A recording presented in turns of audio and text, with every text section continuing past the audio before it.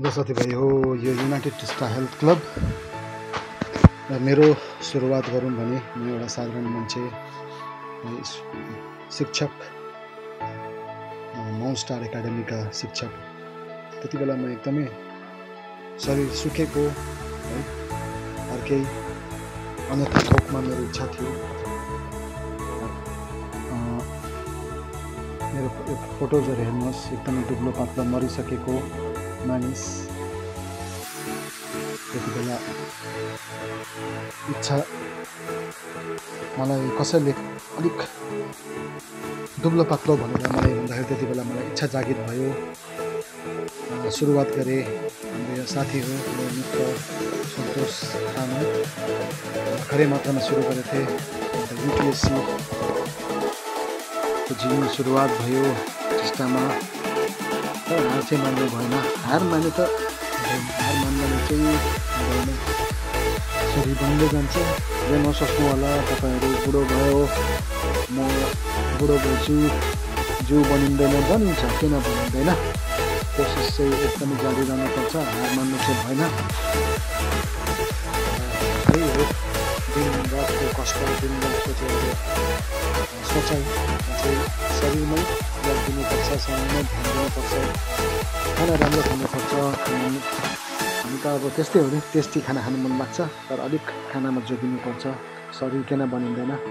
अनि मेरो सम्पूर्ण टिस्टामा जति पनि भाइहरू छन् है, उनीहरूले धेरै रेस्पेक्टहरू पाएका छन्। उनीहरू पनि टिस्टा जिमहरूमा, हाम्रो युटिसीमा उनीहरूले पनि धेरै राम्रो शरीरहरू बनाइसकेको छ। अहिलेसम्म जति पनि छ, धेरै शरीरहरू बनाइसकेको छ। कोसिस जारी थियो मेरो, तर अब कतिपय भाइहरूको कामहरूले गर्दा उनीहरू बाहिर गए। तर पनि कोसिस छ है। तपाईँहरू पनि नसोच्नु होला म बुढो भइ सक्दिनँ, सक्नुहुन्छ, आउनुहोस् है। शरीर सबसे इम्पोर्टेन्ट हो, हेल्थ इज इम्पोर्टेन्ट छ। जस्तै मेरो जीवनको शैली मेरै सुरु भएको है। म त कुनै मञ्चमा खेलेको छुइनँ, त्यत्रो बडी बिल्डिङको लाइनमा कुनै पनि मञ्चमा त उयो गरेको छैन। तर पनि मेरो टिस्टामा भाइहरूको राई यङ जेनेरेसनहरूलाई, उनीहरूलाई चाहिँ मोटिभेट गर्न थालेँ, मोटिभेट गरेँ मैले है।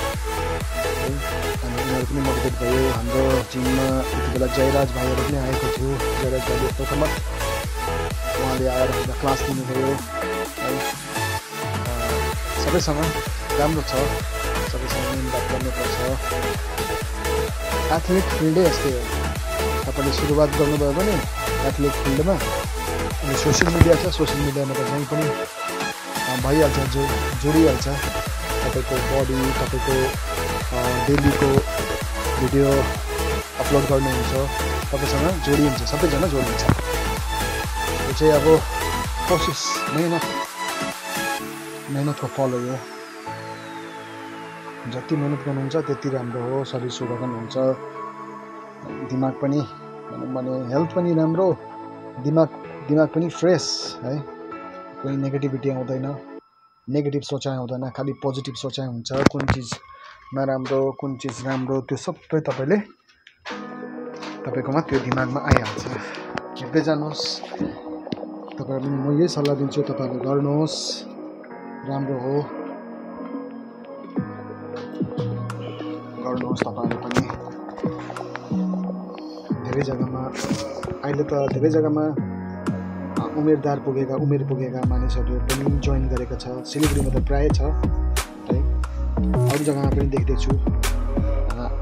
उमेर पुगेकाहरूले पनि जोइन गर्नुहुँदैछ जिममा। राम्रो, एकदम राम्रो। यो होइन कि यो उमेरले गर्नु सक्छ, यो उमेरले गर्नु सक्दैन, होइन। यो चाहिँ भन्छ लिमिटलेस हो, एज बार हो, जुनै पनि एजले गर्न सक्नुहुन्छ है। र इच्छा चाहिँ हुनु, मनमा जागरुकता चाहिँ हुनु, इच्छा लिएर, एकदमै दृढ इच्छा लिएर चाहिँ जानु पर्यो। यो होइन कि अब 6 महिनासम्म गर्छु 1 वर्षसम्म गर्छु 6 महिनामा मेरो बनिहाल्छ 1 वर्षमा बनिन्छ साथीभाइ हो साह्रो पर्छ हो रहेछ यो खेल यो बडी बिल्डिङ खेलमा मसल्स ग्रो गर्नलाई चाहिँ साँच्चै एकदमै साह्रो पर्छ तर फिटनेसको लागि ठिक छ फिट बस्नु छ फिटनेसको लागि छ भने चाहिँ एकदम राम्रो हो तर मसल्स बिल्डअप गर्छु र म यस्तो गर्छु मसल्सलाई इन्क्रिज गर्छु त्यो छ भने त्यही यो चाहिँ हुन्छ नि अब जिम बडी बिल्डिङ चाहिँ एउटा हुन्छ नि अब भयङ्कर पैसा लाग्ने है यो चाहिँ एक्सपेन्सिभ गेम तर पनि अब इच्छा हुने मान्छेले केही न गर्नु सक्दैन सबै गर्नु सक्छ तपाईँले जे सोच्नुहुन्छ त्यही सबै हुन्छ त्यो गन्तव्यमा चाहिँ पुग्नु पर्यो नि त